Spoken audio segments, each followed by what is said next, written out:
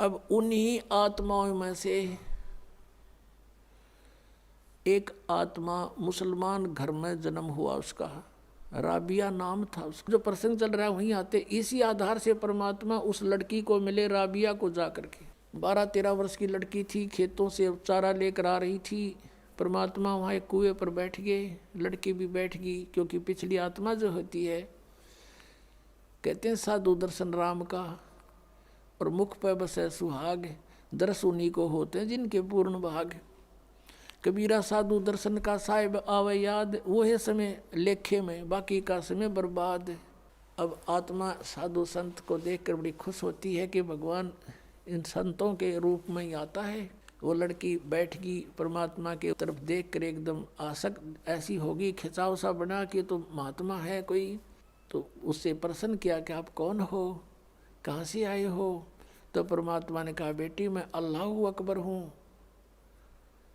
अब लड़की ने सोचा अल्लाह अकबर है, आप सचमुच? हाँ मैं बेटी, मैं खुद खुदा हूँ। तो कहने लगे आप यहाँ किस लिए आए हो? कि मैं आपके लिए आया हूँ बेटी, आप साधना गलत कर रहे हो, आप सच साधना कीजिए। आप जो मुसलमान धर्म के अंदर साधनाएं करते हो, ये साधनाएं पाप की हैं। मांस खाते हो, हैं तुम, ईद बकरीद मनाते हो, ये साधनाएं अच्छी नहीं है तुम्हारी। वो कहने जी हम नमाज करते हैं। नमाज तो अच्छी बात है, वो तो प्रार्थना है प्रभु की, लेकिन करती किसकी हो? अब किसी की एप्लीकेशन लिख कर चल पड़े, नाम अगले का लिखा नहीं कि किसको देनी है, किसी डीसी को देनी है या कमिश्नर को देनी है, नाम की तरह लिखा नहीं, साहब लिख दिया ऊपर। अल्लाह कहो साहब कहो, तो कौन सुनेगा तेरी एप्लीकेशन ने? या नमाज तुम करते भी हो तो तुम किसके नाम भेज रहे हो? ये क्यों? तो बेचून अल्लाह है। बेचून है, फिर तुम्हें क्या मदद करेगा? वो बेचून है तो निराकार है। तो लड़की वो तो मालिक के सामने इस अज्ञान का कहाँ ठिकाना है। लड़की बहुत प्रभावित हुई, कहा बेटा तुम असक जन्म हो गए भटकत्या ने, हैं? अब पिछले जन्म में मनुष्य थे तो अब मनुष्य हो गए, अगले जन्म में भक्ति ठीक ना हुई तो पशु बन जाओगे, या मनुष्य भी बन गए तो ये प्रोसीजर फिर शुरू तुम्हारा, ये कोई एंड है इसका? तो बेटी बहुत प्रभावित हुई और उसने कहा भगवान फिर क्या करूं? कि बेटी उपदेश ले मेरे से और भक्ति कर डट के, अपना भजन किया करे। कहने लगे जी ये साधना है जो मुसलमान धर्म की है कि ये ना करना बिल्कुल भी, जैसे मैं कहूँ ऐसे नमाज ये कर दो, मैं आपको बता रहा हूँ, भक्ति करते रहना और ये मांस मिट्टी नहीं खाना। जो बोले जी वो कंपलसरी कर देते हैं, नमाज भी करनी होती है, कि नमाज भी कर लेना लेकिन टेक का मत्था अपना यो मंत्र करती रहिए, बस हो गई नमाज। मिला जी ठीक है। तो उस लड़की ने उपदेश ले लिया, मालिक उपदेश देकर चले गए। इतनी प्रेरित होगी ज्ञान से, उसने फैसला कर लिया कि मैं विवाह नहीं कराऊंगी और अपना मोक्ष कराऊंगी। अब उसी दौरान घर वालों ने क्या किया, भाई लड़की युवा होगी, इसकी शादी तैयारी करो। लड़की ने घर वालों से कह दिया कि मैं विवाह नहीं करूंगी। और मुसलमान धर्म में एक विशेषता है कि लड़की को बैठा देंगे पहले और लड़की से पूछते हैं कि बेटी तुझे ये विवाह मंजूर है? अगर वो स्वीकृति दे देती है तो विवाह होगा, नहीं तो नहीं होगा। अब वो लड़की ने मना कर दिया, घर वाले भी असमंजस में पड़ गए, भाई इन्हें कहा हो ही नहीं सकता किसी सूरत में भी। माता पिता चिंतित हुए, बहुत समझाया, बेटी हमारी इज्जत का सवाल है, न्यू है, ऐसे है, 100 कुछ कहा। वो बोली मैं नहीं शादी करानी। अब घना चिंतित हो गया, माता पिता का अन्न छूट गया लोक लाज के कारण। तो लड़की को अपने आप को प्रेरणा हुई, सोचा उसने कि चलो देखी जाएगी, माँ बाप कहते हैं विवाह कर लेती हूँ, लेकिन आगे जाके अपने पति से मैं साफ कह दूंगी मैं संतानोत्पत्ति नहीं करूँगी। ये डिटर्मिनेशन करके उसने स्वीकृति दे दी। विवाह हो गया। एक बहुत अच्छे नेक व्यक्ति थे, अच्छा अधिकारी था, अफसर था, उससे उस बेटी का ब्याह हो गया मुसलमान के। तो वहाँ जाते ही उसने अपने पति से कह दिया जी बात सुनो मेरी, मैंने एक प्रतिज्ञा कर रखी है अपने गुरुजी की कसम खा के, मैं संतानों उत्पत्ति नहीं करूंगी, मैं गृहस्थ कर्म नहीं करूंगी, और यदि आप मेरे साथ जबरदस्ती करोगे तो मैं आत्महत्या कर लूंगी। ये मेरा फाइनल फैसला है। तब वो सोच गया भी ये बात क्या बनी। कहने लगा बात बता, फिर आपने निकाह स्वीकार क्यों किया था? मना कर देते, कोई आप पर प्रेशर थोड़ा ही था। उसने बता दिया कि ऐसे ऐसे मेरे माता पिता लोक लाज के कारण बहुत परेशान हो गए थे, और मैंने इसलिए लिखा, मंजूर कर लिया कि ये तो शांत रहें, आगे मैं आपसे अर्ज कर लूँगी। ये सोच कर आई थी, आपकी मर्जी, मेरी अर्जी मंजूर करो या ना करो। तो बुद्धिमान समझदार दयालु व्यक्ति था वो मुसलमान। उसने एक सोचा, भाई मैं क्यों इसके वादा करूं भगवान के। पहले डरने वाले होते थे परमात्मा से कि भी क्यों मैं इसके टांग अड़ाऊं, इसकी भक्ति जब इसकी इतनी रुचि है। कहा ठीक है राबिया, जैसे आपके माता पिता को लोक लाज से डर था, तो हमारा भी यहाँ समाज है। आप रहोगी मेरी पत्नी के रूप में संसार की दृष्टि में, और मेरे लिए होगी मेरी बहन के तुल्य। तेरे अलग से मकान बना दूंगा, उसमें अपनी भक्ति करना, लेकिन घर से बाहर नहीं जाने दूंगा, हमारी भी इज्जत है। कदे तू कह मैं वहाँ जाऊंगी फलान करूंगी, कहीं और नहीं जाने दूंगा किसी संत भक्त के पास, जो आपकी आज्ञा।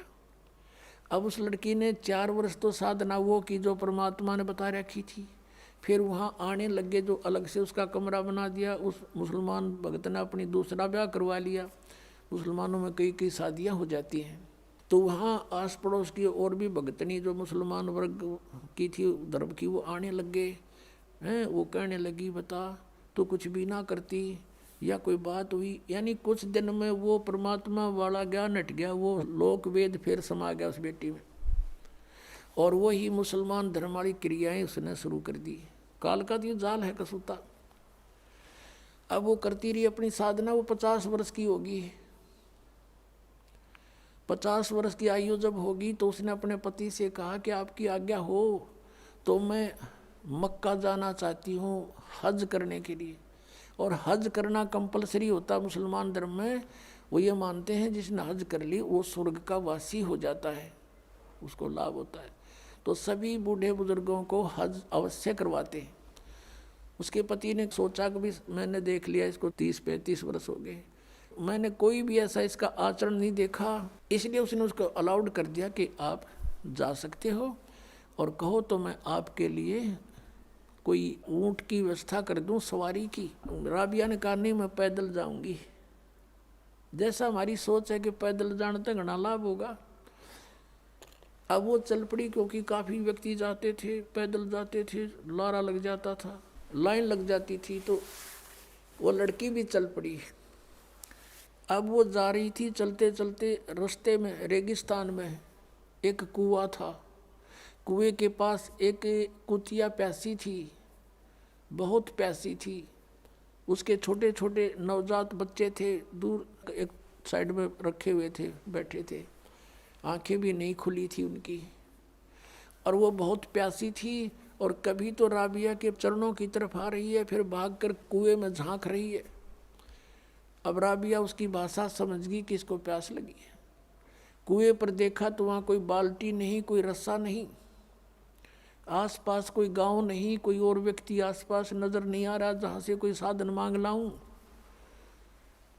अब उस लड़की ने आव देखा ना ताव देखा, अपने बाल पाड़े, लंबे लंबे बाल थे, वो बाल पाड़े न, एक एक बाल फटाफट सारे बाल पाड़ के और एक रस्सी बनाई। ये है मुसलमान, ये मांस खावर उदमस्ता रहे, ये मुसलमान नहीं है। वह लड़की थी मुसलमान। कहते दया बिना दरवेश कसाई, जिसके दया नहीं वो भगत किसा। लंबी लंबी इतनी लंबी रस्सी बांटी अपने बाड़ाते हैं, बहुत नीचे जल होते थे, और अपने वस्त्र निकाल कर, पहले मोटे मोटे खद्दर के कपड़े होते थे, वो कपड़े निकाल कर उसका बांध के और पानी में भिगोए। एक मटका पड़ा था टूटा हुआ घड़ा, आधा हिस्सा, उसको निचोड़ और उसमें डाल देर कुतिया टूट कर पड़ गई, साथ की साथ पी जावे। तो कुतिया को पानी से छकाया और अपना जो लहू लुहान होगी थी वो कपड़े ऐसे अपने कपड़ों से पोंछ के उनको धो धा के सूखा झाड़ झूड़ के ऐसे और पहन लिए, और पहन के चलने की तैयारी की थी मक्का में। कहते वो मक्का वाली बिल्डिंग एज इट इज उठ के और वहाँ आ खड़ी हुई उस कुएं के साथ में, जैसे प्लेटफार्म पर रेलगाड़ी लग जाती है। उसने देखा मक्का, मक्का पहुँच गई, मैं सपना सा हो गया, एकदम दौड़ के उसमें चढ़ी। चलते ही वो वहाँ से उठा और उसमें सारे यात्री उसमें जितने जा रहे थे माथा मुथा टेके थे वो सारे उसके अंदर, और वहाँ मक्का है नहीं स्थान पर, वहाँ सारे देखें कित गया वो हमारा मक्का। तो फिर कुछ देर के बाद वो विमान की तरह वापस जाके वहीं स्थापित हो गया।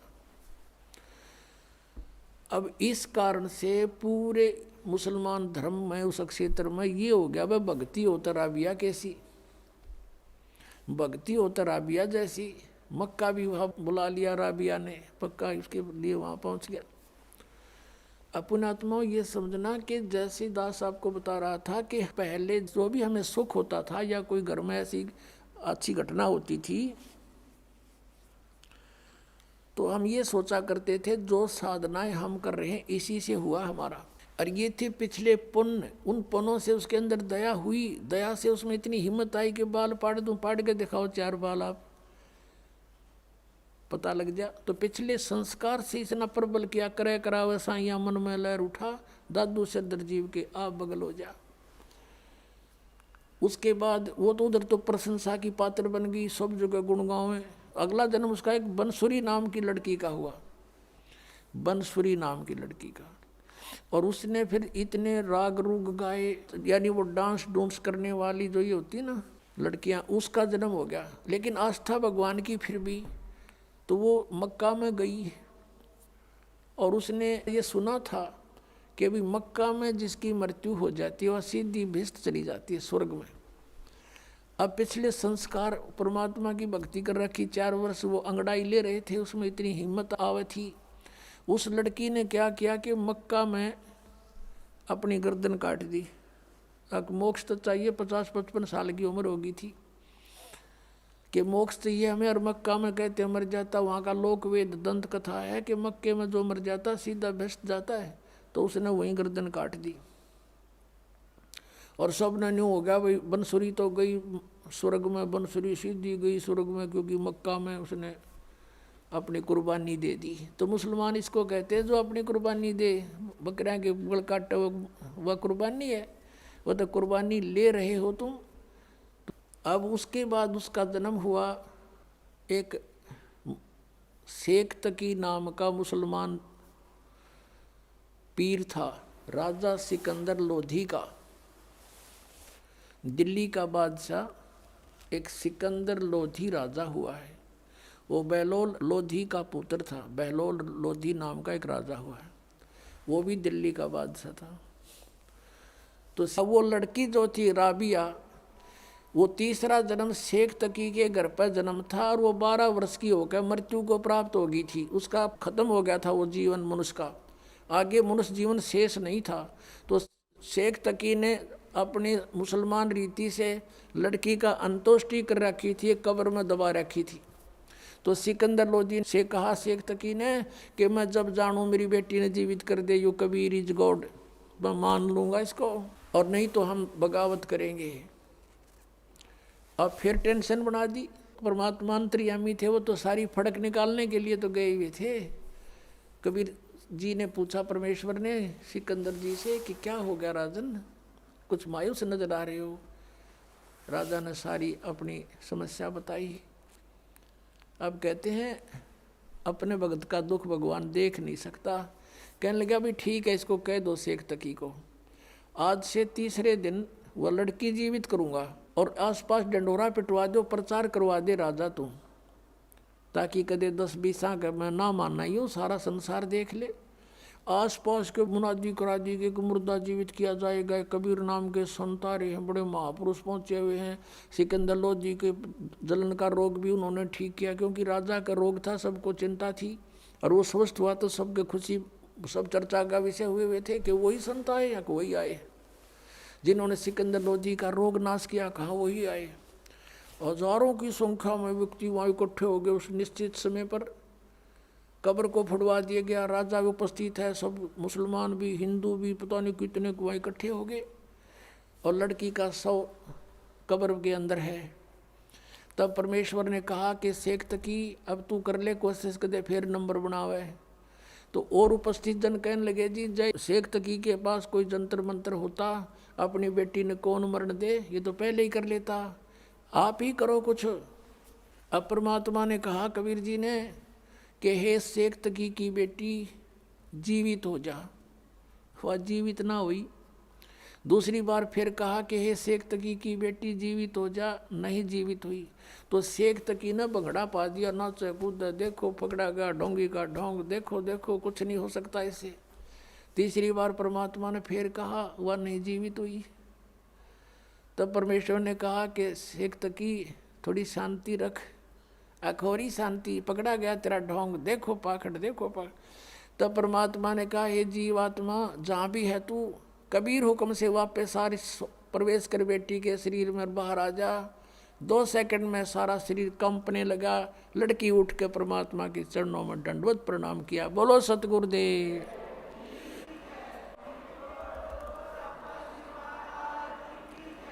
तब सभी ने कहा कि महाराज ने कमाल कर दिया, कमाल कर दिया। लड़की का नाम कमाली रखा और अपनी बेटी के रूप में रखा। ऐसे ही कमाल लड़का जो जिंदा किया था 12 वर्ष का, सभी ने कहा कमाल कर दिया, कमाल कर दिया। तो परमेश्वर ने उसका नाम कमाल रखा, अपने पुत्र के रूप में अपने पास रखा, भक्ति दी। अब वो लड़की जब जीवित हुई, परमेश्वर ने कहा बेटी जा तेरे पिता के साथ में। और उधर से उसको पिछले अपने जन्मों की चेतना दे दी परमात्मा ने, अपने आशीर्वाद से उसकी दिव्य दृष्टि खोल दी। अब उस लड़की को अपनी पिछली बैकग्राउंड याद आई। खड़ा होकर 2 घंटे तक, 1.5 घंटे तक प्रवचन किए उस लड़की ने कि हे जनता वालों, ये भगवान खड़े हैं, ये अल्लाह अकबर हैं।